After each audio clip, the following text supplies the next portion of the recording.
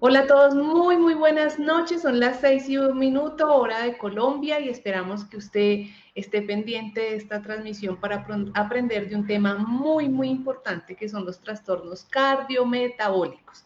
Y este tema sí que es importante para las personas que tienen hipertensión, que tienen diabetes tipo 2, que tienen colesterol alto, que tienen dislipidemias. Así que mientras las personas se conectan, nosotros pues les vamos a enviar el link a los diferentes grupitos para que usted que quiera ver esta transmisión en vivo, pues responda sus preguntas y le haga las preguntas a la experta invitada. Pero si nos está viendo en diferido, no importa. Aproveche y haga las preguntas en el momento pues de la transmisión. Esperamos que este sea un programa de muchísima utilidad para todos ustedes. Están viendo Los Conectados, un episodio más de este programa que nació en pandemia y se quedó por petición de todos ustedes. Este es un programa que hemos transmitido más de 52 episodios con diferentes expertos en donde les enseñamos a ustedes de manera muy práctica, nada ladrilluda, nada catedrática, diferentes temas que ustedes mismos pues consultan, ¿no? Quisiera preguntarles y al equipo también si se está viendo bien, si se escucha bien, antes de empezar en forma, en la transmisión. Ustedes me podrán decir, por favor. A mí me dice que hubo un error técnico que estamos intentando solucionar, pero a ustedes les sale que está todo bien.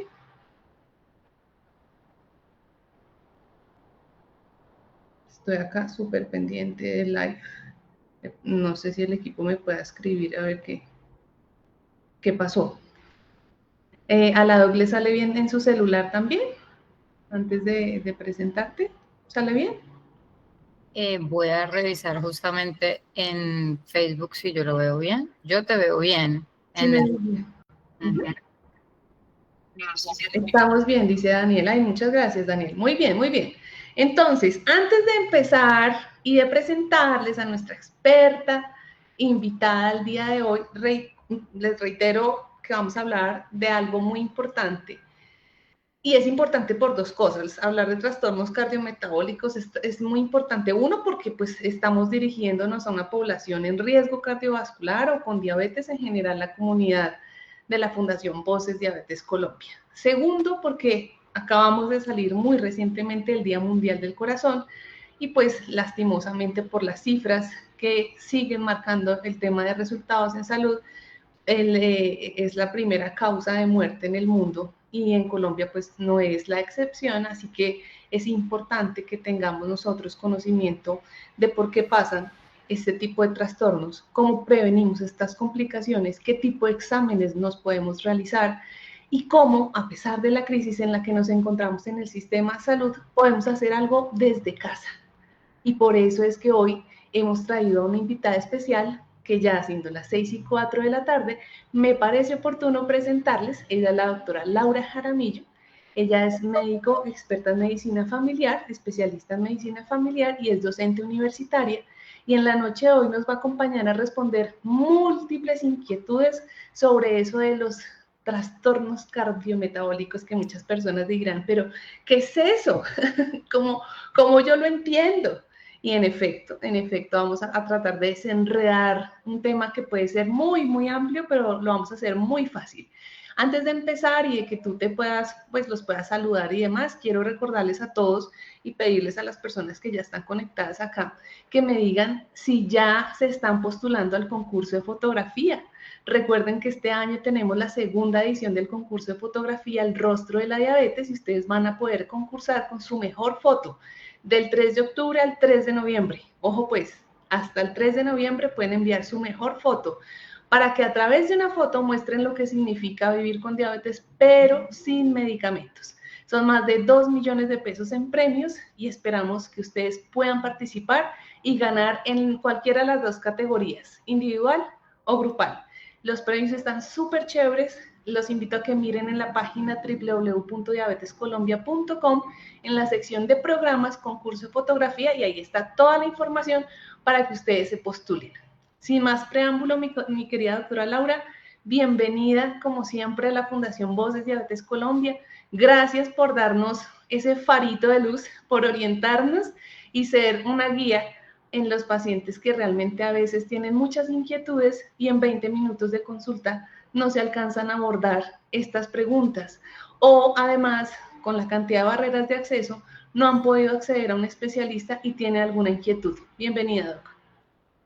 Bueno, muchas gracias por la invitación. De verdad que siempre es un honor para mí participar en tantas cosas con la Fundación. Y este tema es bastante amplio, extenso y es un título o un nombre que es un poco como inadecuado, diría yo. La palabra trastornos cardiometabólicos es como asusta un poco, ¿no? Esa palabra trastorno. Nosotros en medicina solemos hacer eso, poner unos nombres que no están muy bien puestos. Pero digamos que es como este conjunto de varias condiciones de salud o de enfermedades que todas tienen una característica en común, ¿sí? Que afectan el corazón, el cerebro, los riñones y en general todos los órganos donde se puede acumular la glucosa, donde se puede acumular el colesterol, o donde el exceso de presión arterial o el aumento de la presión arterial pues daña el tejido. Entonces, esa es la razón por la cual, digamos, se engloban o todos hacen parte como de esta misma sombrilla, porque además si manejamos algo en común, todas estas enfermedades deberían controlarse. Entonces, yo le cambiaría un poquito, aunque eso pues obviamente esa es la palabra oficial, trastornos cardiometabólicos, pero digamos que sí tienen cosas en común que podemos irlas como trabajando aquí, hablando un poco tú y yo, para contarle a los pacientes y a sus familias de qué se tratan y por qué es tan importante tenerlas todas en la mira, para no ir a tener no solo una, sino toda esa sombrilla de enfermedades. Y es que hablar de trastornos cardiometabólicos, ahorita vamos a decirle por qué no trastornos, es hablar de, como les decía, hipertensión, es hablar de colesterol alto, es hablar de personas que tienen dislipidemias, es hablar de personas que tienen diabetes, pero pues empecemos, digamos que ya en materia, Doc, y entonces, ¿qué encierra hablar de trastornos cardiometabólicos y por qué no llamarlo trastorno en el buen sentido y generoso sentido si técnicamente sí se llama así? Yo lo digo más por una opinión personal de la palabra trastorno como tal, sí, obviamente técnicamente sí es un trastorno, es un desbalance, ¿cierto? De la glucosa, de la presión arterial, de los lípidos, no solamente es el colesterol alto, sino también los triglicéridos altos, y que esté desbalanceado el perfil lipídico, porque además también está bajito el colesterol HDL, que es el colesterol que llamamos bueno, entre comillas. Y debajo de todo eso está el sobrepeso y la obesidad, ¿sí? Que es casi que por donde inician todas estas condiciones de salud y estas enfermedades. Entonces, se engloban en la gran palabra o gran sombrilla trastornos cardiometabólicos, porque si bien uno puede predisponer al otro. Entonces, las personas con diabetes están más predispuestas a tener hipertensión arterial porque la diabetes inflama de manera crónica, es decir, por mucho tiempo, los vasos sanguíneos, y esto hace que el corazón y los riñones, sobre todo los riñones, pierdan ese control automático que tienen sobre la presión arterial. Entonces, cuando la diabetes no está bien controlada, empieza a aparecer la hipertensión arterial. En la gran mayoría de los casos, estas dos enfermedades están asociadas, ¿sí? Y por ahí derecho todas las otras complicaciones que traen ambas enfermedades. Entonces, eso no sé si es más o menos lo que responde tu pregunta. Sí, y aprovecho para saludar a las personas que se están conectando, que es Carmen Quevedo, Blanca García, María Cristina Guillermo, ¿cómo están? ¿En qué ciudad se encuentran? Pregúntenme, pero además también indíquenme cuántos de ustedes son hipertensos, cuántos de ustedes tienen diabetes e hipertensión o solamente hipertensión. A Gustavo Campillo, un abrazo desde la distancia, Blanca García, que ya la mencioné. Pero entonces, ha hablado de una frase que me parece importante la doctora y es el tema de sí. Si tenemos descontrolada la glucosa, posiblemente van a aparecer otros factores de riesgo que se vayan a desencadenar, ¿cierto? Así es. Entonces, ahí empiezo a preguntar, y ahorita nos vas a hablar en detalle de por qué la presión arterial debe cuidarse tanto como se cuida la glucosa cuando ya tenemos diabetes, por ejemplo. Sí, es precisamente porque ya tenemos una de las cosas que más inflama nuestros órganos es tener constantemente el azúcar o la glucosa elevada. Esto hace que haya una oxidación de los tejidos y los tejidos se van dañando, se van deteriorando. Y si además de eso tenemos la presión dentro de las arterias o de los vasos sanguíneos elevada, pues el órgano va a estar doblemente afectado. Es básicamente esto. Y tenemos que cuidar tanto de la presión arterial, también en el sentido de estar atentos a la presión arterial, por lo que les mencionaba ahora. Como la diabetes puede predisponer a la hipertensión, cuando nos chequeamos los niveles de azúcar, también es importante estar atentos a los niveles de presión arterial, porque si ya empiezan a salirse de control, pues ya debemos consultar para ver si tenemos diagnóstico además de diabetes de hipertensión y saber si necesitamos además tratamiento de hipertensión.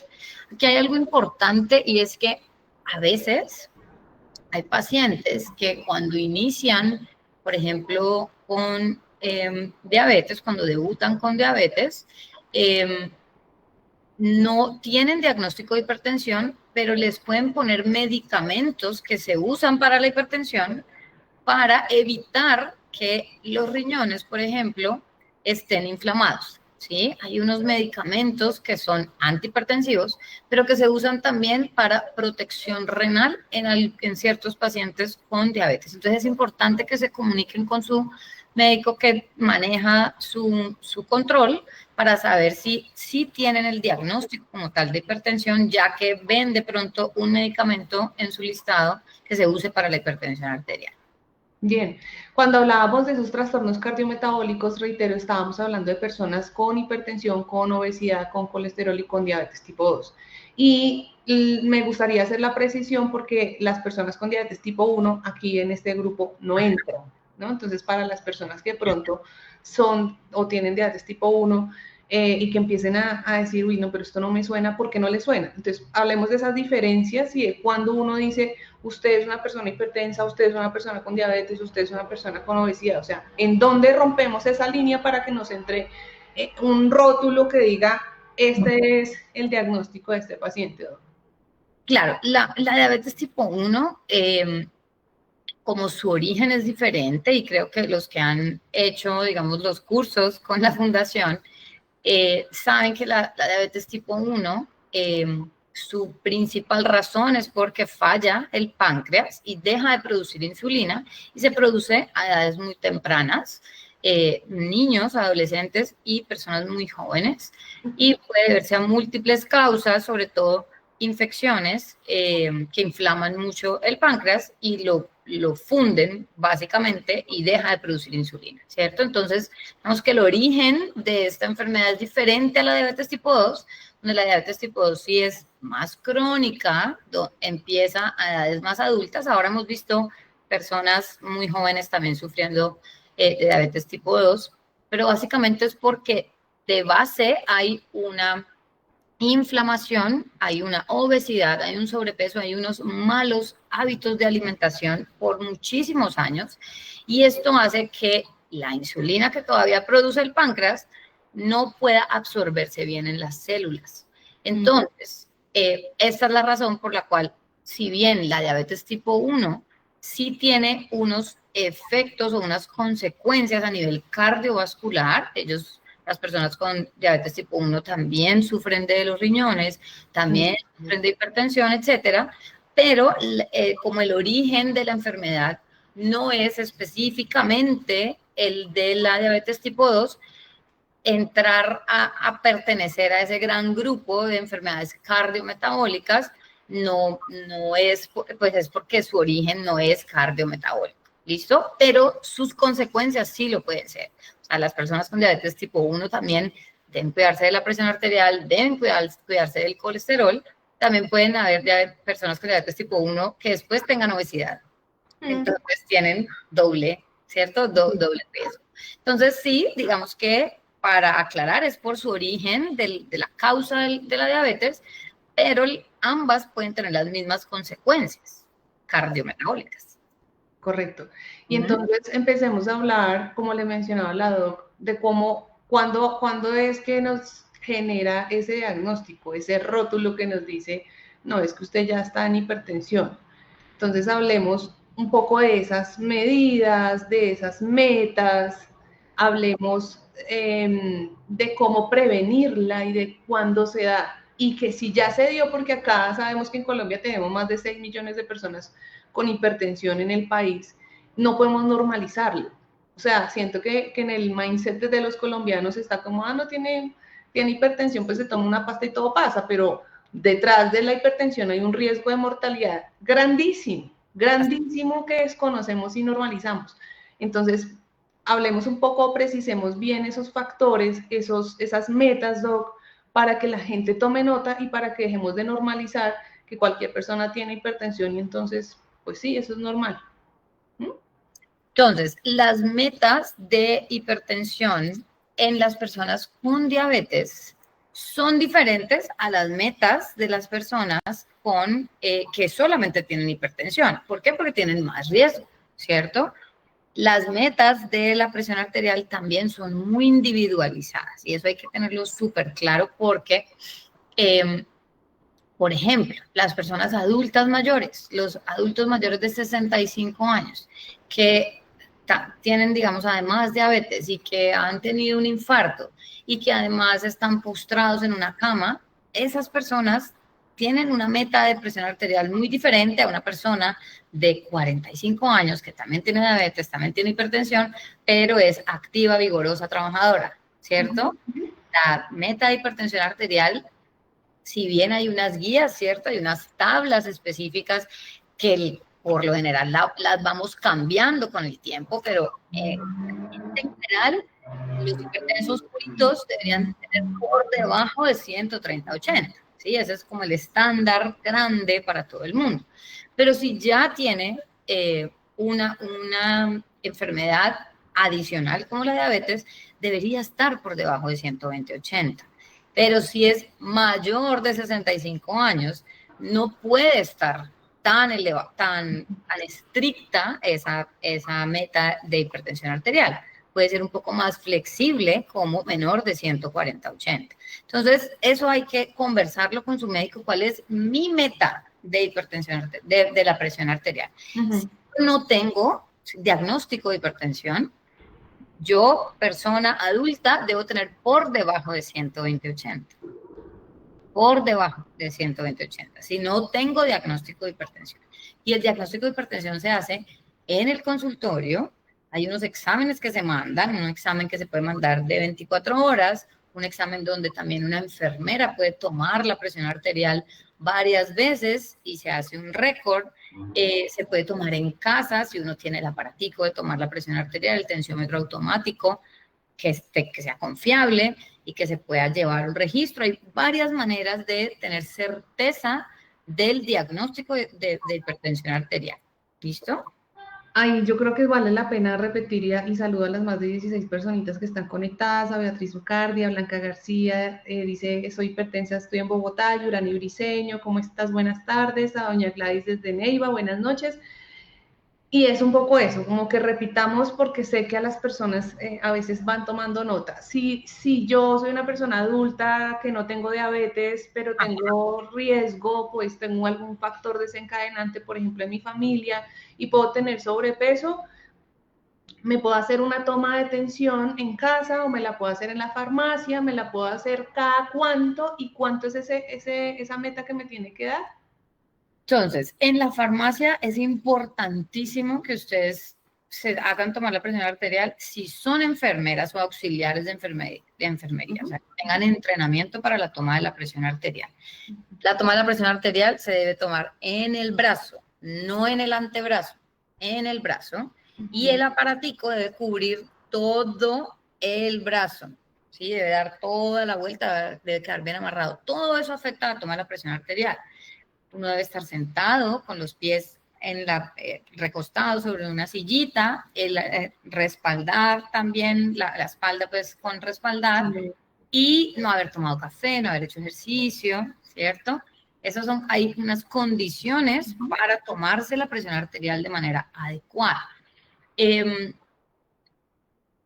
Si yo no tengo ningún factor de riesgo, si yo no tengo ningún factor de riesgo personal, si no tengo ninguna otra enfermedad y soy adulto, debo tener menos de 120/80. ¿Por qué soy enfático en decirlo de adulto? Porque las metas para los niños son completamente diferentes, porque sé que aquí hay pacientes y familiares de pacientes de niños con diabetes tipo 1.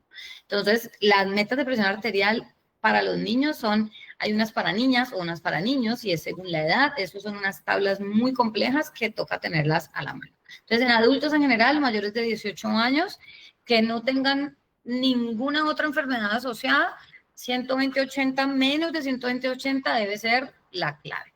Si yo tengo más de 65 años y no tengo ninguna otra enfermedad, la meta es la misma. Pero si yo tengo más de 65 años, pero tengo algo más asociado que hace que yo voy a usar una palabra que puede ser un poco rara, pero es una palabra médica, que se llama fragilidad. La fragilidad es una condición de salud de los adultos mayores donde se ha perdido fuerza muscular y esto predispone a otras enfermedades. Si yo tengo pérdida de la fuerza, tengo riesgo de caídas, tengo alguna otra condición que hace que mi salud esté deteriorada, yo no puedo tener menos de 120/80 porque eso me puede predisponer a yo caerme, fracturarme, perder la conciencia, etc. Puedo tener menor de 130/80. ¿Listo? Entonces, por eso les digo que dependiendo de ¿Cada cuánto vamos a hacer esa toma de tensión? Si el paciente tiene hipertensión, por el médico, debería hacerse al menos 2 veces al año. Eso es lo mínimo, 2 veces al año de toma de presión arterial en consultorio. ¿Listo? Las personas con diabetes van más de 2 veces al año al médico a hacerse sus chequeos, ¿cierto? Pero mínimo 2 veces toma por médico. Si yo tengo el aparatico en mi casa, esa es otra cosa, que como la presión arterial depende tanto de mi estado de ánimo, estarse tomando la presión arterial muchas veces también puede alterar el resultado, ¿sí? Entonces, si a mí me están haciendo el diagnóstico de hipertensión arterial porque me lo sospecharon en la consulta y yo voy a la casa a hacerme tomas de la presión arterial con mi aparatico o una enfermera, lo que sea, con una vez al día en diferentes horarios es suficiente. Unos días en la mañana, otros días en la tarde, otros días en la noche, con una toma al día, al menos por una semana, yo tengo valores suficientes para decir si tengo o no tengo presión arterial elevada como enfermedad de hipertensión arterial. ¿Listo? Una cosa es yo ir a urgencias con un dolor y tengo la presión alta, eso no es hipertensión, eso simplemente es tengo la presión alta porque estoy respondiendo a un dolor. Y otra cosa es, yo no tengo nada que me esté doliendo, no estoy en un trauma, no estoy en nada agudo y la presión constantemente me sale elevada, ahí ya empiezan a sospecharme hipertensión arterial como enfermedad. ¿Listo? Muy importante esto, hablaba en estos días con unos estudiantes, y es que hay veces la gente se confunde con la palabra tensión arterial y presión arterial. Son lo mismo, ¿listo? Tener hipertensión arterial es lo mismo que tener presión arterial elevada como enfermedad. ¿Listo? Entonces suenan diferente, pero son lo mismo. Y la hipertensión arterial es como se llama la enfermedad. Tener la presión elevada puede ser temporal, pero tener la presión elevada de manera constante, pues diagnosticada con el aparatico, el tensiómetro, ya da diagnóstico de hipertensión arterial y debe ser certificada por un médico. ¿Listo? Bien, saludo a Patricia Gómez. ¿Cómo estás, Patricia? ¿Desde qué ciudad estás? Ya llegó nuestra querida Gemita Lara desde Cajicá.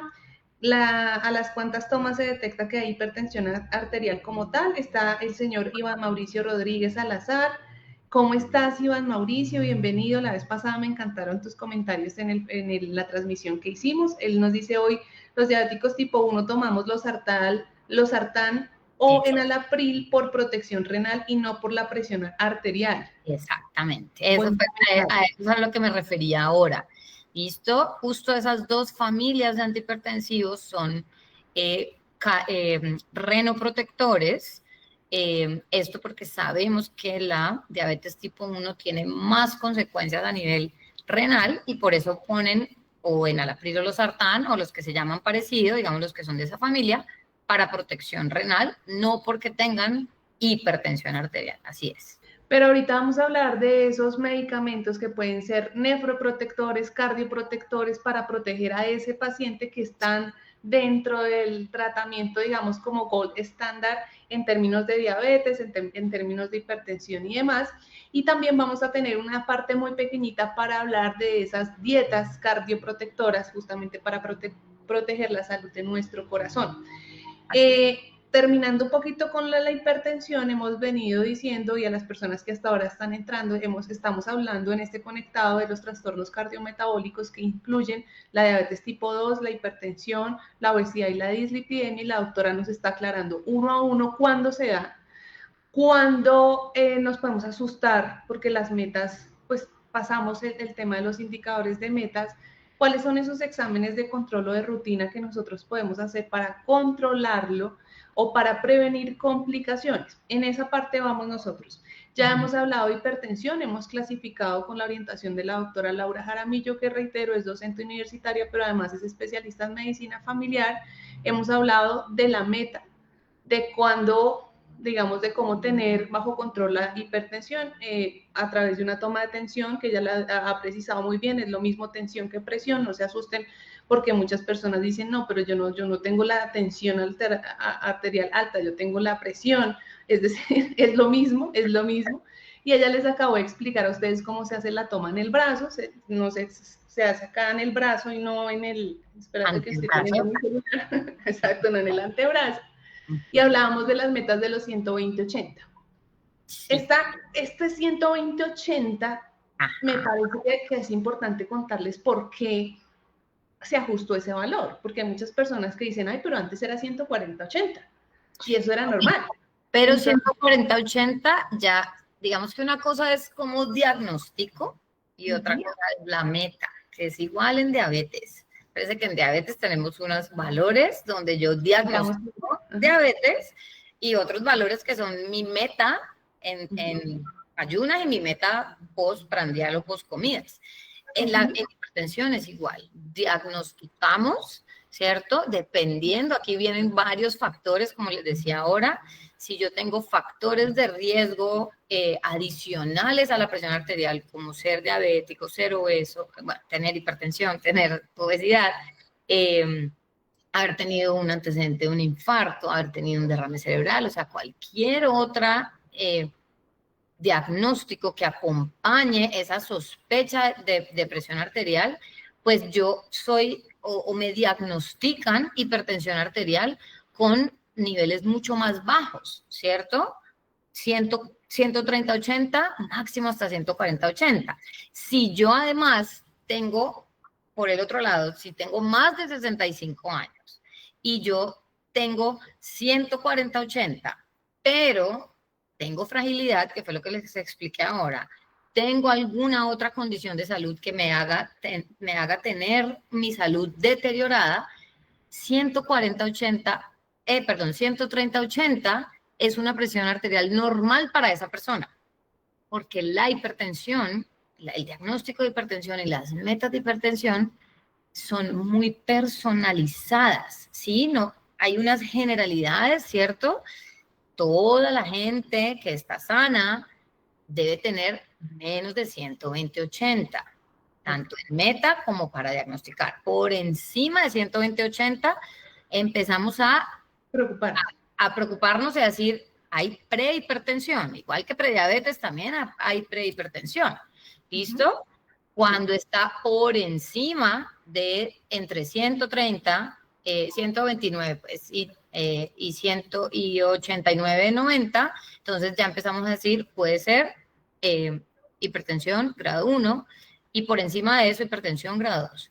Muy importante lo que decían ahora, ¿con cuántos valores o con cuántas tomas yo diagnostico. Eso está genial.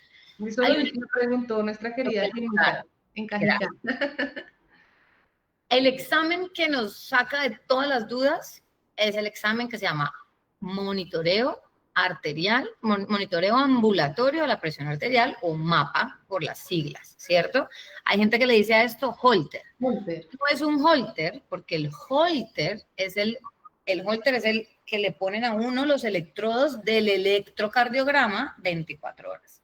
Ese se llama Holter. El de la presión arterial se llama MAPA, monitoreo ambulatorio de la presión arterial, sino que también se hace 24 horas. Entonces hay gente que le dice el Holter de la presión, pero para aclarar es el MAPA de la presión arterial.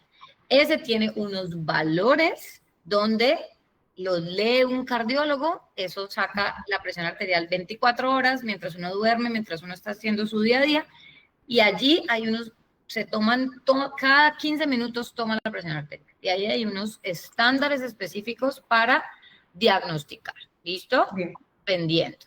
Quiero decirles que esto a veces es un poco controversial dentro del gremio médico, porque hay unas guías que se sacan en Europa, unas guías que se sacan en Estados Unidos, y las guías que se actualizan acá en Colombia, y nosotros debemos adoptar esas guías dependiendo de que cuando esas guías incluyen pacientes latinoamericanos. ¿Listo? Entonces, por eso nosotros tenemos que guiarnos por la mejor evidencia y se va actualizando. Entonces, por eso ustedes dicen, ay, pero es que antes era 140, ahora 130. Claro, es que se empezaron a dar cuenta que si éramos muy laxos con el 140, la gente se equivocaba más. Exactamente. Entonces, cada año, máximo cada 2 años, estas guías, sobre todo las de hipertensión, se actualizan. Las de diabetes han estado muy parecidas los últimos años. Los puntos de corte son las mismas, las metas son las mismas. Las de los lípidos también han ido cambiando. Bueno, entonces esto poco a poco en Colombia se van actualizando las guías, se demoran un poquito más que las guías internacionales, pero las vamos adoptando poco a poco en las EPS, ¿cierto? Y en parte pues particular.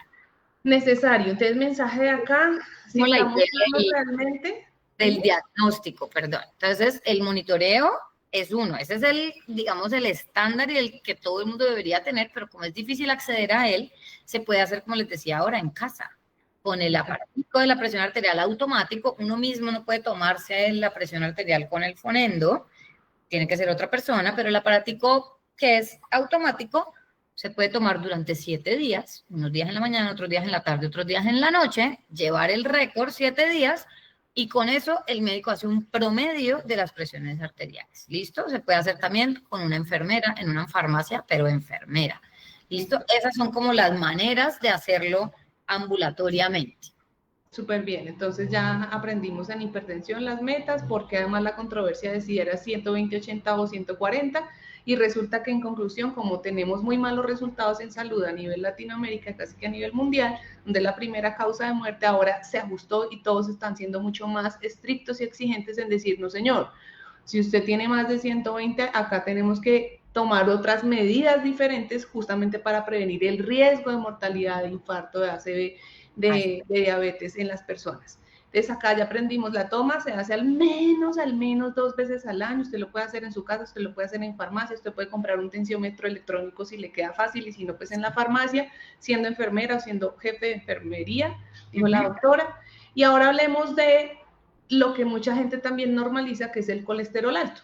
Entonces, las personitas que nos están viendo acá, que a veces les sale, no, es que tengo el colesterol alto, pero igual no sé qué hacer, o no entiendo cómo funciona eso en mi cuerpo, podemos explicarles de qué se trata, cuándo preocuparnos y cómo controlarlo, Doc. Listo. Entonces, ahí también hay un tema bien complejo de consenso, ¿no? Porque lo mismo, las guías europeas dicen una cosa, las guías gringas o de Estados Unidos dicen otra, y a veces hay consenso de ambas, y lo que les dije ahora, mientras en Colombia sacamos las guías nacionales, puede pasar un tiempito. Y pasa igual, para diagnosticar es una cosa, ¿listo? Y las metas son otras.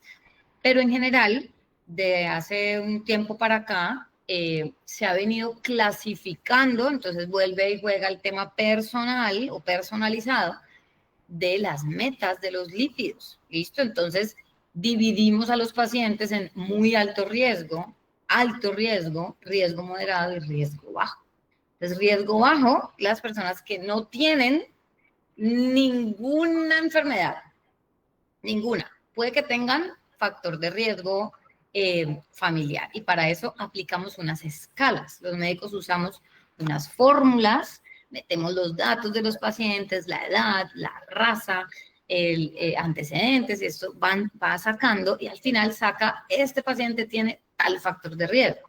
Y hay varias escalas que se usan para esto, ¿listo? Tratamos de estandarizarlas para que en Colombia siempre usemos las mismas, ¿cierto? Y el paciente entonces tiene su propio riesgo, ¿sí?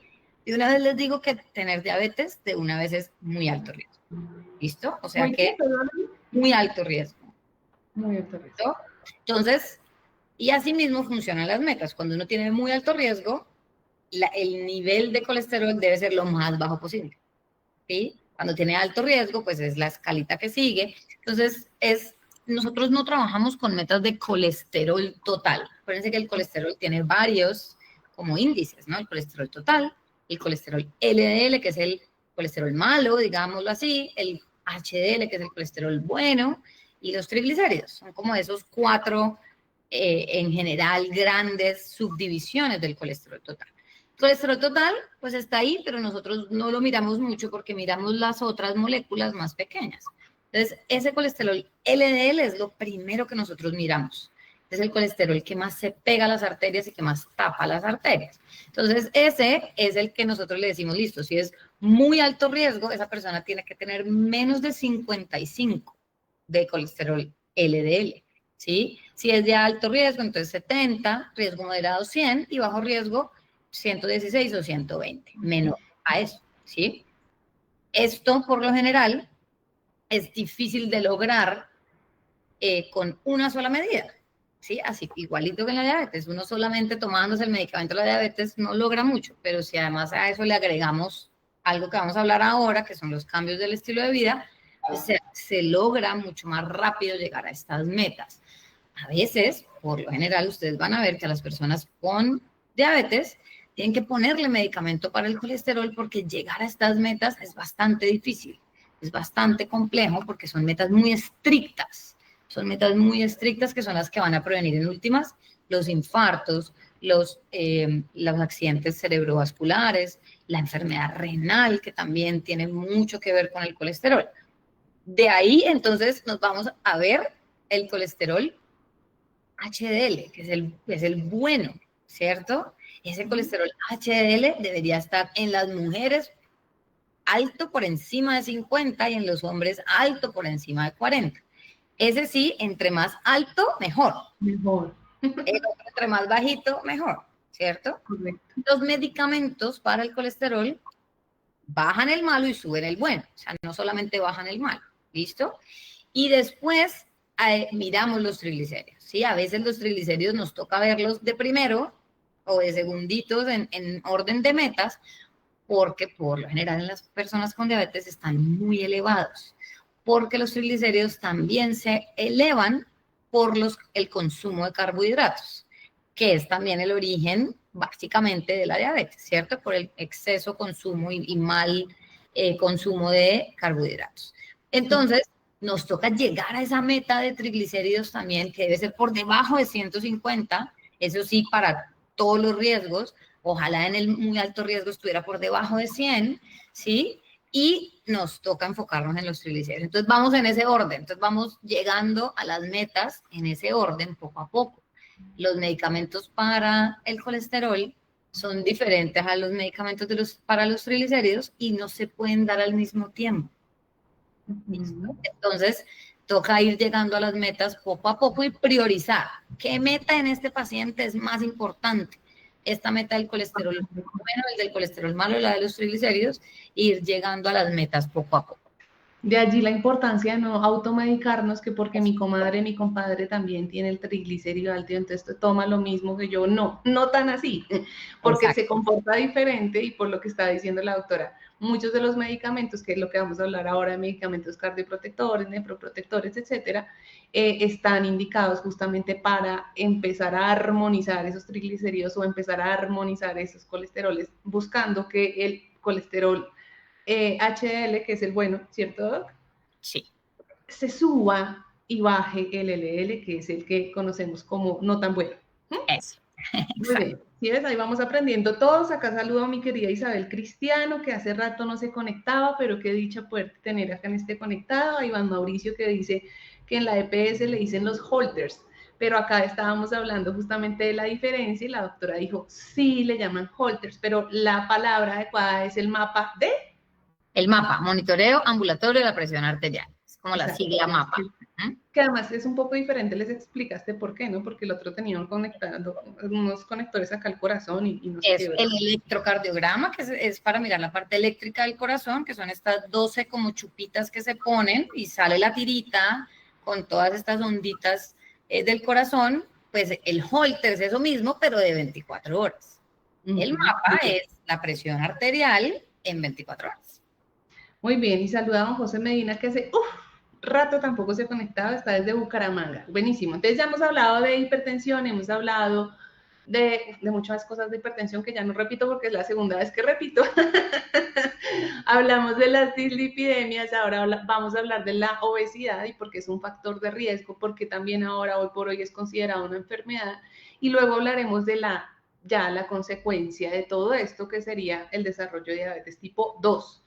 Incluso hicimos la diferencia de diabetes tipo 1 y porque dijimos, si bien digamos que la exégesis de todo este tema no es que el paciente con diabetes tipo 1 tenga este tipo de trastornos por desarrollo per se cardiometabólico, porque es otro origen de la diabetes tipo 1, sí tiene ese tipo de consecuencias y por eso impacta el riñón, por ejemplo, o impacta la vista, por ejemplo, en estos pacientes. Entonces, pues para que la gente que esté allí lo tenga claro, no se desconecte y pueda hacer esas diferencias. Hablemos de la obesidad porque es una pandemia, es una gran pandemia también, más del 56% de la población en Colombia tiene sobrepeso, pero también es otra condición que a veces siento yo que por temas culturales normalizamos y además pocas veces entendemos que detrás de la obesidad hay unos patrones conductuales y psicológicos que hay que tratar primero para poder abordar de manera integral la obesidad. No obstante, mucha gente pregunta, ¿yo cuándo sé que ya me pasé? Que sí, puedo estar en sobrepeso y me siento pesadito, uno se siente pesadito, pero ¿cuándo o cómo podemos establecer esas metas y qué hacer, Doc? Bueno, entonces, pues con la obesidad hay varios también parámetros para medir, no solamente el peso, ¿sí? Entonces, el peso además tiene que ser en una pesa que haya estado con mantenimiento, porque esa es otra cosa, que no puede ser la pesa de la casa donde nunca le hacen mantenimiento de nada. Lo ideal es pesarse al menos una vez al año, donde un consultorio médico, una nutricionista, una enfermera, que sabemos que la revisan técnicos especializados en estos aparatos biomédicos. Eso para empezar. Lo mismo los aparatos de la presión, todo lo que sean mediciones, tiene que estar estandarizado. Muy bien. Exacto. Por eso a mí no me gusta mucho que se hagan toma de presión arterial en las farmacias, pues como de barrio, porque eso nunca lo hacen revisar, pero en las droguerías que son como de cadena, que uno sabe que tienen un poco más estandarizado. Lo mismo las pesas. Entonces, eso es lo primero. Entonces, nosotros tenemos algo muy básico, que ya no es lo único que se usa para diagnosticar obesidad, que es la proporción del peso y la estatura, ¿cierto? Entonces hay algo que se llama el índice de masa corporal, que es el peso sobre la estatura al cuadrado. Eso es una fórmula matemática, pero ustedes lo encuentran en cualquier página de Google. Ustedes ponen índice de masa corporal, ahí les pide el peso, la estatura, y ahí les saca un valor, ¿cierto? Cuando ese índice está por encima de 30, ya tenemos una primera alerta que es obesidad grado 1.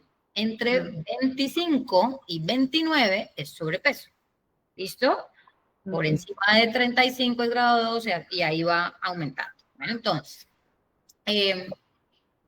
hay personas que pueden tener el índice de masa corporal normal o incluso cerquita a sobrepeso, pero sus medidas antropométricas, ¿qué significa eso? Son las medidas del perímetro del abdomen, las medidas de los pliegues, que son estos como pellizquitos que le hacen a uno las nutricionistas con unos aparaticos especiales, y las medidas con un aparato que se llama impedanciómetro. Es un aparato donde tiene como unas marquillas metálicas que mide cómo está la grasa interna a través de unas señales que transmite a través del agua corporal.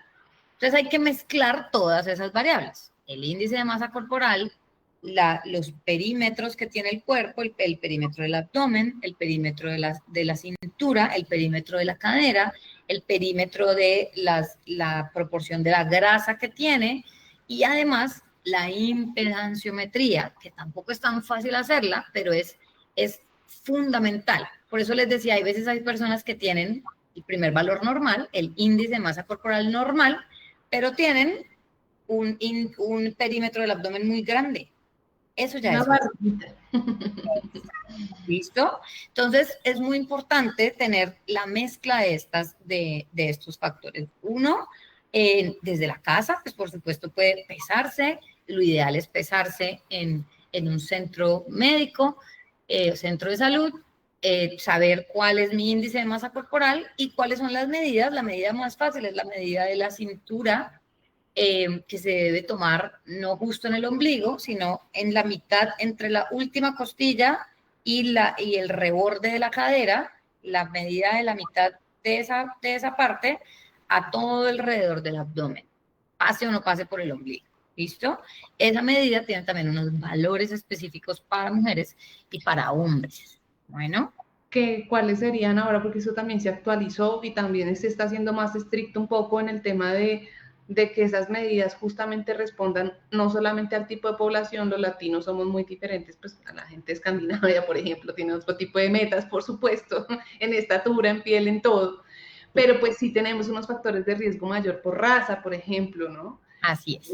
Entonces, chévere que la gente en esta parte de la obesidad sepa, uno, el tema del índice de masa corporal, que ahora y que siempre se había dicho, no, si midamos el índice de masa corporal, entonces ahí evaluamos el peso, pero ahora también están hablando mucho de la capacidad creo que la palabra de músculo, porque claramente esos son dos grandes diferencias y podemos tener a una persona súper grande, gigante, pero está llena de músculo, pues esa persona no tiene las mismas condiciones patológicas. Ese es el otro ejemplo de una persona que tenga el índice de masa corporal por encima de 30, pero que al hacerle todas estas medidas, estas medidas de puro músculo, no tiene nada de grasa, sea puro músculo, exactamente. Entonces, por eso son las medidas complementarias. Y la medida del perímetro abdominal también vuelve y juega. Depende de dónde miremos, pero para la población latinoamericana son dos medidas muy fáciles de aprender, mujeres 80, hombres 90, ¿sí? En otras guías es 92, 98, 102, sí, pero más fácil 80 y 90. Mujeres 80, hombres 90. ¿Listo? 80 y 90, o sea que ejercicio de esta noche que todos cojamos 1 metro y nos medamos la circunferencia del perímetro abdominal y miremos, mujeres 80, hombres 90. Y si nos pasamos, pues no nos demos látigo, simple y llanamente ahorita vamos a buscar qué hacer y eso son partes de las recomendaciones que hacemos en este conectado. No darnos tanto palo, pero sí saber que, oiga, tenemos un riesgo y cómo podemos hacer ajuste en los cambios en el estilo de vida, ajuste en ir al médico a que me chequeen y tenga yo un control real sobre las metas de cómo está funcionando mi colesterol, la cantidad de grasa que tengo en el cuerpo y saber qué decisión responsable puedo tomar. Al final es eso lo que buscamos en el conectar. Importantísimo eso porque el perímetro abdominal es un marcador de salud cardiovascular. ¿Listo? Es un marcador de qué tan saludable tengo mi corazón, qué tan saludable tengo mi cerebro y mis riñones. Es una carga menos que necesitan los órganos. ¿Listo? Y lo que decías ahora del músculo. Si yo me dedico solamente a bajar grasa, muchas estrategias que hay para esto, pero no trabajo en fortalecer mi músculo, no estoy haciendo la mitad del trabajo. ¿Listo? Entonces el músculo es una muy importante meta también para abordar la obesidad. Yurani nos había hecho dos preguntas, una que ya se me perdió, es Yurani Briseño, pero esta sí la alcancé a leer. Ejemplo, una persona que mide 1,58 y pesa 85, ¿ya es obesa? Pues haciendo el cálculo. Rapidito, 85 y 1,50. 1,58. ¿Cuánto le das? Sume. Eso le da así rapidito 34. Claro que sí, ya es obesidad grado 1, solo por índice de masa corporal, ¿cierto? Okay. Entonces, faltan las otras medidas complementarias, pero claro, toca empezar a abordar muchos aspectos de la obesidad, que no solamente son hacer dieta, ejercicio, ¿sí? Ahorita tú mencionabas algo muy cultural, esa parte cultural que es tan arraigada en nuestro país también, en ciertas zonas donde la obesidad a veces se alaba, ¿no? Donde la obesidad es sinónimo también pues, de agrado. Nos acostumbramos, es como el paisaje, ver a todo el mundo como, perdonen la expresión, gordito, obeso, rellenito, y por ejemplo en el Tolima yo quedo perpleja cuando entro a pueblos y demás y veo tanta obesidad infantil y eso se normaliza, pero no estamos viendo ahí que ese es el futuro, la persona con diabetes mucho más a más corta edad, sí. La cantidad de problemas que trae para el corazón, no, realmente es un problema de salud pública muy grande. Muy grande. Y por ejemplo en el Pacífico, ¿qué tal en el Pacífico también? Donde sobre todo las mujeres que tienen cuerpos muy grandes, cuando son mujeres muy delgadas, se sienten mal en su vida sexual también, ¿no? Entonces, digamos que hay un tema cultural, entonces tampoco es el otro extremo de lo que se llama la gordofobia, ¿no? Entonces, no caer ni en la gordofobia, ni caer en la normalización de la obesidad. Tenemos que saber cuál es mi peso saludable para que no tenga factores de riesgo para desarrollar enfermedades o para que las enfermedades que ya tengo se me empeoren. ¿Listo? Porque no tenemos obesos sanos. La obesidad ya es una enfermedad. La obesidad antes la consideramos como un factor de riesgo para desarrollar enfermedades. Ahora la obesidad es una enfermedad como tal y hay que tiene que tratarse. Muy bien, entonces Yurani ya da la respuesta a tu pregunta. Doc, ¿el hígado graso entra en los trastornos cardiometabólicos? Digamos que es una consecuencia de los trastornos cardiometabólicos. ¿Listo? Pero y entonces, temprana, ¿no? También. Ok, entonces ya hablando de hipertensión, ya hablando de dislipidemias, ya hablando de obesidad, hablemos de todo lo que esto genera, que sería diabetes tipo 2.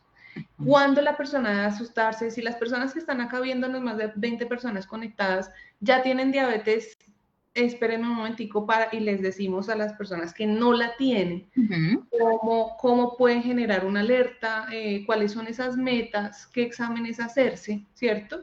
Y entonces pasemos a hablar de los medicamentos que la gente está preguntando, bueno, ¿y qué se toma uno para esto y qué se toma para lo otro? Y finalizamos con esos cambios en el estilo de vida. ¿Te parece? Me parece. Entonces, pues la diabetes tipo 2, digamos que hay unos factores que predisponen. Entonces, la obesidad, ya lo hablamos. Entonces, las personas con obesidad deben hacerse por lo menos 2 veces al año, mínimo una vez al año, pero pues ideal 2 veces al año, el examen de azúcar o de glucosa en ayunas. ¿Listo? Esa es la manera para diagnosticar. ¿Qué pasa? Que hay personas con obesidad que ya tienen signos en su cuerpo de que ya no están tolerando bien el azúcar de los alimentos, que nosotros le llamamos resistencia a la insulina. Es decir, que ya la insulina no está pudiendo entrar a las células. Y a veces eso se ve en la piel. Entonces a veces salen unas manchas acá en el cuello, unas manchas acá en las axilas o en los pliegues inguinales. Y esa persona que ya tiene esos signos de resistencia a la insulina, además de hacerse el examen en ayunas, tiene que hacerse el examen de la prueba o la carga oral de la glucosa, que es este líquido dulce que toca tomarse y esperar 2 horas en el laboratorio para que vuelvan a sacar sangre. ¿Listo? Entonces, esas son las dos formas de diagnosticar la diabetes. Y hay una tercera que se usa más para el control ya del diagnóstico, pero también se puede usar para diagnosticar, que es la hemoglobina glicosilada. La hemoglobina glicosilada es un examen que se toma en cualquier momento del día, pero que también pues, se aprovecha y se toma en ayunas.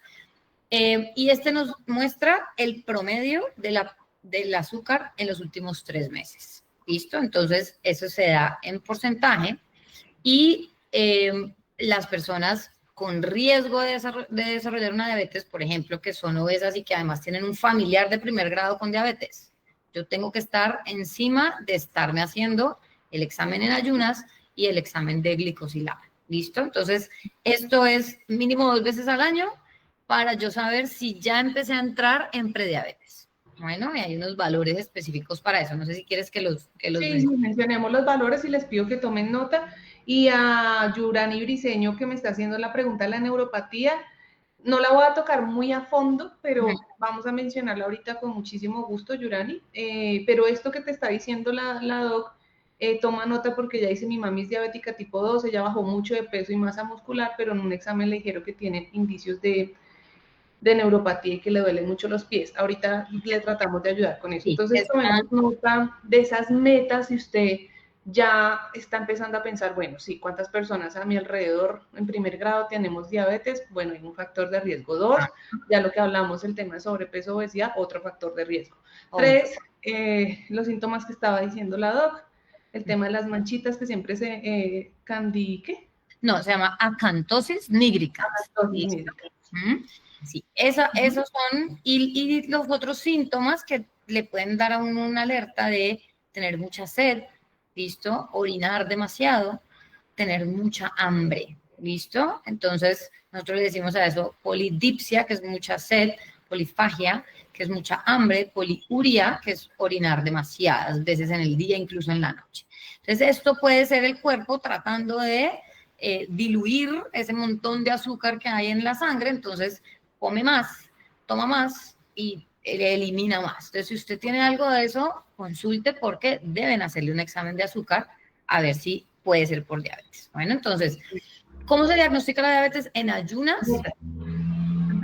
Bueno, entonces primero el diagnóstico y ya con el diagnóstico las metas. Entonces, el diagnóstico en ayunas, cuando una persona no tiene la enfermedad, tiene que tener menos de 100, ¿listo?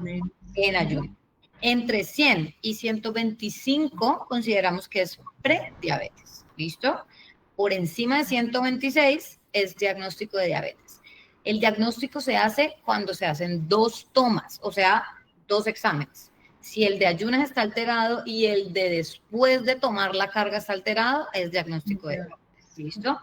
El de después de tomar la carga de glucosa, que lo mismo, tiene que ser en un laboratorio bueno, no puede ser en un laboratorio de barrio donde no tienen la prueba estandarizada, eso tienen unas máquinas especiales donde se hace el laboratorio. Por favor, háganse esto en laboratorios buenos.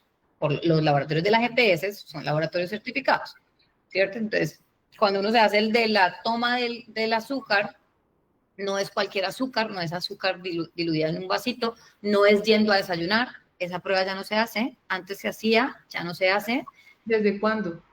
Muchos años, muchos años. Para ir a desayunar y volver a las 2 horas para que le tomen nada, no se hace para diagnosticar para nada, esa prueba ya no se hace. Pero ahí sí le pido a las sociedades científicas que hagan el esfuerzo de hacer que se implemente en todo el país, porque es que a la fecha yo sigo sabiendo, por ejemplo, que en fuerzas militares los pacientes siguen haciéndose eso. A mí particularmente también me han dicho el tema del desayuno, entonces... De pronto para ver si hay control, ¿sí? Un paciente que ya tiene el diagnóstico, ¿cierto? Entonces yo le hago la prueba en ayunas, le digo, desayune lo que usted normalmente desayuna y vuelva en 2 horas, yo le vuelvo a tomar la muestra para saber si está en metas de control, pero ese paciente ya tiene diagnóstico.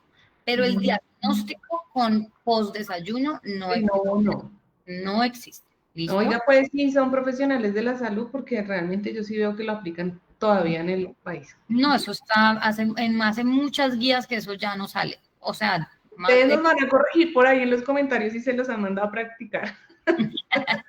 Estando sanos, pues sin diagnosticar. Bueno, y entonces poscarga de glucosa, los diagnósticos es prediabetes entre 140 y 199, ¿listo? Okay. Por encima de 200 ya es diagnóstico. Por encima de 140, perdón, aquí me acabo de confundir horrible con la poscarga. Perdón, un segundito. Mientras buscas la poscarga, voy saludando a Jacqueline Colta Victoria. Sí, estaba bien, 140, 199. Sí, estaba bien. Súper. Y ya tenemos esos valores. Ajá, y ya diabetes es 200, ¿listo? Entonces 140, 199 de la poscarga es prediabetes, por encima de 200 es diabetes, ¿listo? Bueno. Y también se puede hacer una tercera forma de diagnosticar, que es glucosa al azar. En cualquier momento del día, habiendo pasado 1, 2, 5, no importa el número de horas, o sea, una toma de glucosa al azar a cualquier momento del día mayor a 200, también es diagnóstico de diabetes. ¿Listo? Vamos a responder acá las preguntas que nos están llegando y pasamos a hablar de, ok, ¿y ahora cómo controlo todo esto? ¿Cómo cambio el tema en casa? Y lo vamos a hacer un poco más rápido en aras del tiempo. Listo, Jacqueline Colta Victoria, paisana tuya desde Cali. Dice, mi padre es diabético hace 40 años, en los últimos años está usando insulina, pero últimamente le está dando mucha hambre y debilidad. Ha bajado mucho de peso y tiene 70 años. Me encanta este tema, porque acá juega mucho el tema de la insulina. Y esto sí me parece vital, porque ¿qué nos está pasando acá en la fundación con toda esta crisis de medicamentos, por Dios? Hay unos desbalances en algunos glucómetros. Okay. Y a veces en esa mala lectura, el paciente se aplica más dosis de insulina. Esa es una opción, ¿no? O hay otra opción, que el paciente pues no se cuide y come y piensa que por comer más puede inyectarse más insulina. Entonces, a mí me parece muy importante que hablemos de eso, y si es el caso, pues de que el aparato realmente no esté funcionando bien, acuérdese que eso se trabaja en temas de farmacovigilancia, y usted puede hacer el reporte directamente con el fabricante en la cajita del producto, directamente con el médico, directamente en la farmacia o directamente en la INVIMA. Usted como usuario puede hacer esos tipos de reportes. Si no es el aparato que está mal, que en la lectura no le sale bien o no le corresponde y está respondiendo al tema de mucho incremento en las dosis de insulina, y sí me parece, Doc, que podríamos ampliar ese tema. Entonces, si ya hemos descartado que no es el aparato, digamos, una buena manera de saber si el aparato está haciendo una lectura adecuada es pues que otra persona de la casa se tome la glucometría. Si a esa persona que no es diabética le debe salir normal. ¿Listo? Esa es una buena manera de saber si mi aparato está funcionando o no. Si ya eso está descartado, hay muchas cosas que descontrolan la diabetes, sobre todo las infecciones, ¿sí? Y en los adultos mayores, de las infecciones más comunes son las infecciones urinarias. Entonces, hay que descartar que ese paciente así no tenga síntomas urinarios. Muy importante, los adultos mayores a veces no hacen síntomas urinarios y están con una infección urinaria tremenda, ¿sí? Y las infecciones pulmonares, las infecciones de piel, ¿sí? Entonces a veces hay infecciones vaginales en las mujeres, de hongos, infecciones en el pene, infecciones en las zonas de sudor, que son unos honguitos que se llaman cándida. Todo eso hace que la diabetes se descontrole. Entonces hay que descartar primero una infección, que no sea esto la causa de que la diabetes se esté descontrolando y que por eso esté yo continuamente necesitando más insulina. ¿Listo? Eso para empezar. Y lo otro es los otros hábitos de estilo de vida. Recuerden que, por ejemplo, el ejercicio constante a diario en las medidas de mis posibilidades, dependiendo de mis capacidades físicas, hacen que el azúcar que está ahí rondando en la sangre entre más rápido al músculo. Entonces, yo si hago una actividad física constante y regular, y también hago ejercicios de fuerza para que el músculo, digamos, que haga que entre más ese azúcar a la sangre, pues cada vez mi diabetes va a estar más controlada y yo voy a necesitar menos insulina.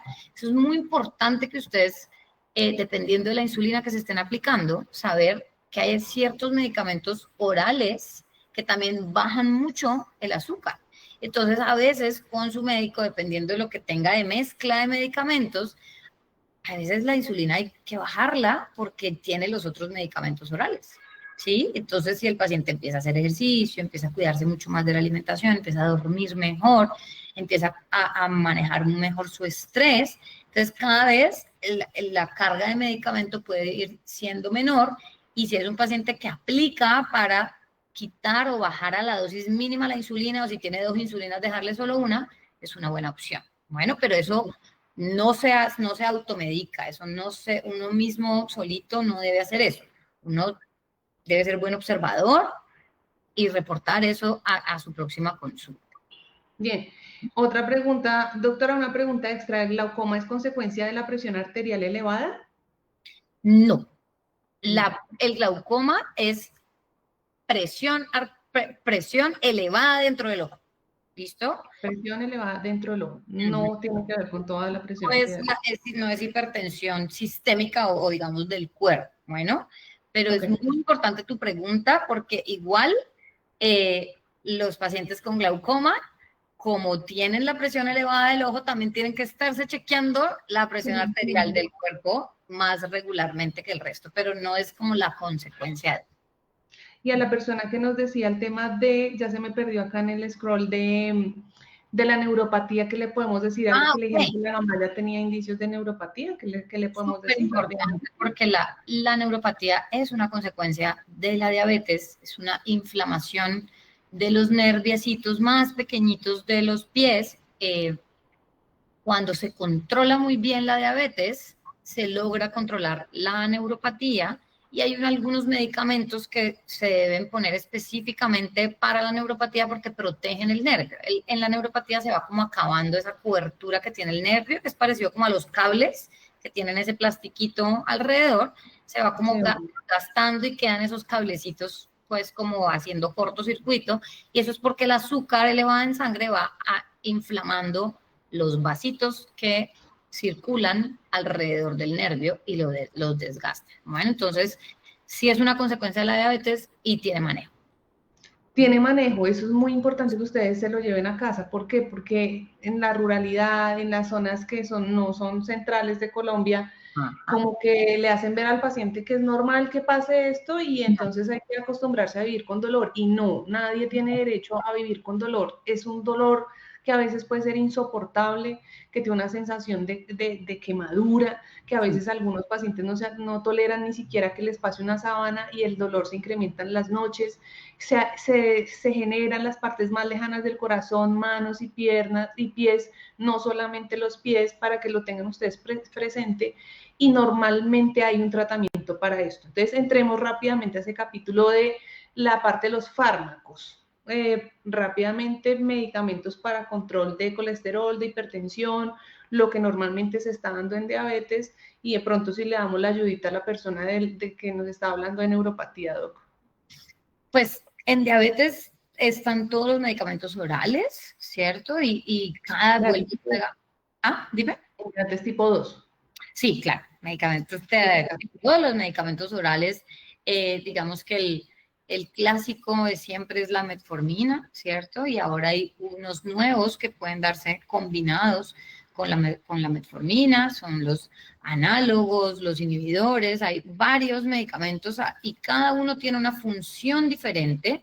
Por eso no a todos los pacientes le formulamos lo mismo. A los pacientes que tienen diabetes y además tienen obesidad, hay una elección distinta de medicamentos, porque hay unos medicamentos que ayudan a bajar de peso, otros que no, otros que ayudan solamente a controlar el azúcar, ¿cierto? Hay varios tipos de insulina, hay unas insulinas que son de acción lenta, es decir, se ponen una sola vez al día, ellas actúan durante 24 horas, otras que son de acción rápida y ultra rápida, que se ponen solamente en los momentos de las comidas. Eso digamos como para muy general de la diabetes, y por eso no se aterren si no les formularon lo mismo que a otras personas que tienen diabetes. Si tiene enfermedad renal asociada a la diabetes, se deben cambiar los medicamentos. Hay medicamentos que necesitan bajarse la dosis o suspender cuando ya se afecta el riñón. Bueno, y aquí algo importantísimo que es un gran mito en el tema de la diabetes, y es que los medicamentos de la diabetes no dañan los riñones, ¿ok? Los medicamentos de la diabetes, ya que bajan el azúcar, protegen a los riñones. Los riñones se dañan cuando el azúcar no se controla. Bueno, esto es muy importante porque la gente muy comúnmente dice, es que le pusieron insulina y terminó en diálisis, ¿no? Oye, no, pero ese tema hay que repetirlo con total claridad y por favor les pedimos que ustedes lo compartan porque es que eso hace que haya el mito, pero además que el paciente no se adhiera y que se perjudique su salud. El mito que la doctora está diciendo es clave, el tema de no le doy insulina porque le daña el riñón o no le doy metformina porque le daña el riñón. Son medicamentos que llevan más de 100 años de estudio, 100 años de estudio. Bien. Y lo que tú dices es cierto. Oigan, no, si, al contrario, si usted no se los toma, eso es lo que hace que su riñón deje de funcionar. Eso es lo que hace que su riñón se altere, ¿correcto? Muy bien. Y la insulina, por lo general, en la diabetes tipo 2, cuando la ponemos es porque los niveles de azúcar están tan elevados o han sido tan difíciles de bajar que necesitamos un medicamento que ayude a bajarla de manera rápida. Entonces, ese paciente lleva mucho tiempo dañando el riñón previamente, ¿sí? Entonces, esa es la razón que a veces como que coincide. Ponen la insulina y al ratico termina en falla renal, claro, porque ya venía desde hace mucho tiempo alterando el riñón. Bueno, entonces, eso hay que ya cortarlo, ya no lo heredemos de generación en generación, porque eso nos ha hecho mucho daño, esa transmisión de ese mito de tantas generaciones. Bueno. ¿Algo más en fármacos? Pues digamos que en diabetes ahora hay unos medicamentos nuevos que los conocemos, que también son inyectados, que ahora están en bomba, pues, que son medicamentos que impactan mucho en el peso de los pacientes, pero todos estos han sido investigados, son para diabetes. Bueno, entonces, importantes que son inyectados igualito que la insulina, pero su efecto no son medicamentos a base de insulina, tienen un efecto distinto a nivel cerebral y el estómago que ayudan a que se baje el azúcar, pero también se baja un poco el apetito y se pierde bastante peso. Bueno. ¿Y en lo no fármaco? Y lo no farmacológico podemos decirlo para todo. Para todo el mundo. Digo que los no... ¿te refieres a las medidas no farmacológicas? Sí, las medidas no farmacológicas prácticamente son las mismas para todos los trastornos cardiometabólicos, ¿cierto? La forma de la alimentación de las personas que tienen alguna de las enfermedades que componen los trastornos cardiometabólicos debe ser una alimentación muy balanceada, alejada de la comida chatarra o digamos, artificial. O del exceso. O del exceso también, porque al final, un comentario que me parecía muy oportuno de Iván Mauricio Rodríguez, él decía que pues el problema cultural que tenemos en Colombia es que todos los platos vienen muy cargados de carbohidratos, y si bien no hay que satanizarlos porque son súper necesarios los carbohidratos de absorción lenta, como la papita, la yuquita, el ñame, lo que comemos en Colombia, la tierrita. Claro. Sí, hay un llamado grande a dosificar, porque es que tenemos platos que son en Cali, uy, yo vivo aterrada porque allá sirven harto, me da pena, pero allá sirven harto. Bastante. Y eso es un monte, entonces hay arroz, papa, yuca, plátano. Y además sopa.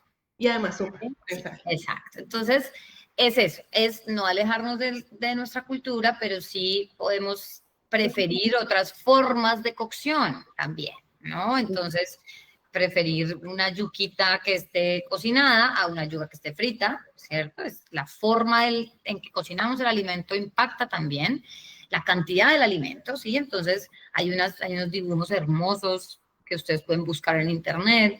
Erika se los puede mandar y sé que los tienen en sus cursos de cómo debe lucir un plato, ¿cierto? Sí, este año vamos a reimprimir el individual que entregamos divino, que les dice cómo comer y porcionar para que ustedes utilicen sus manitos siempre, que ese es el tamaño justo que nuestro cuerpo necesita para porcionar, y esa es algo que aprenden ustedes también acá en la escuela, en la parte de nutrición, y ese es el tamaño ideal de lo que uno debería comer. Su cuerpo mismo le dice a uno las medidas.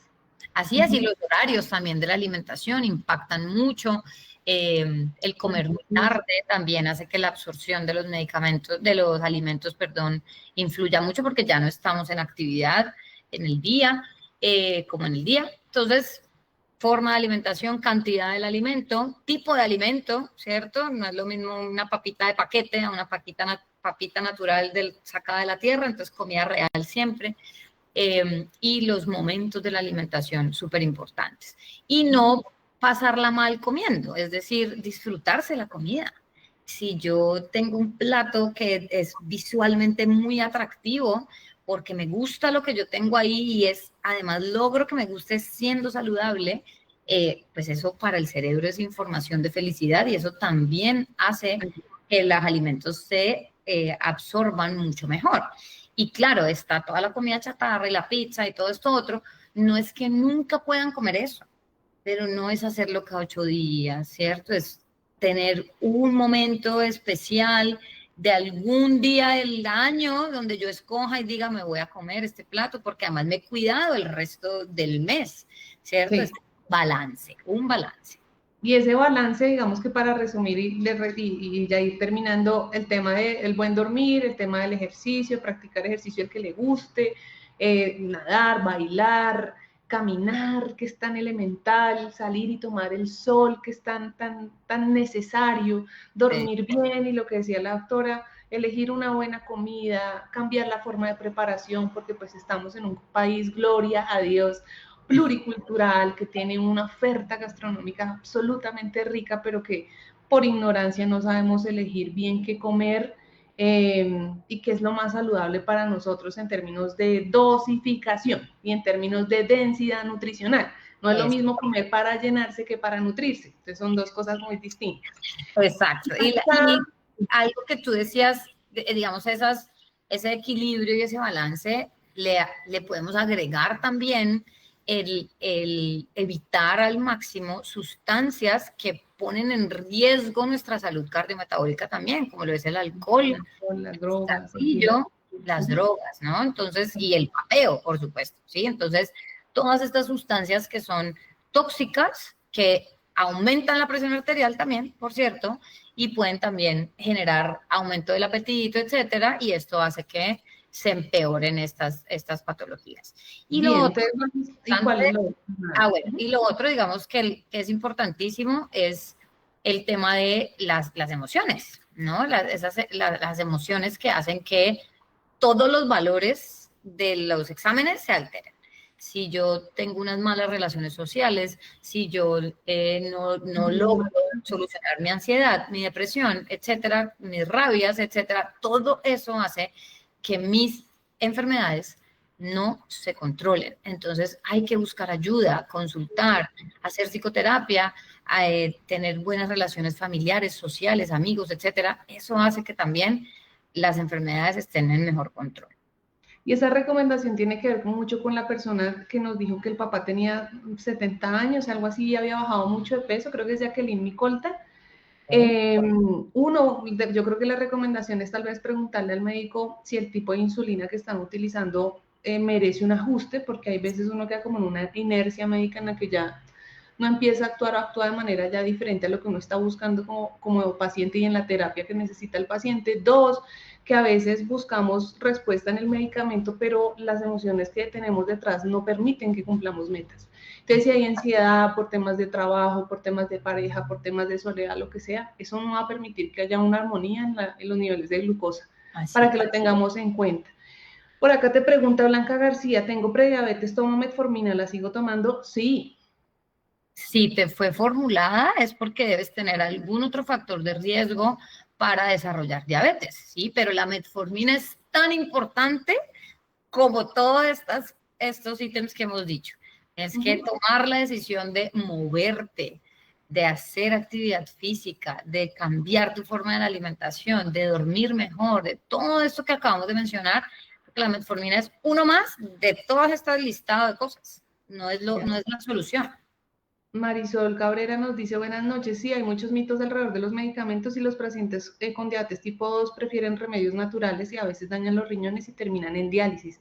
Gracias, Marisol, por hacer este llamado, porque en busca de esos agüitas y demás, hay cosas que sirven complementarias. Uno no va a desconocer el poder de la naturaleza, que a partir del poder de la naturaleza es que se generan los medicamentos. Pero hay situaciones de pacientes que necesitan un medicamento mucho más fuerte, justamente para contrarrestar el daño o evitar el daño.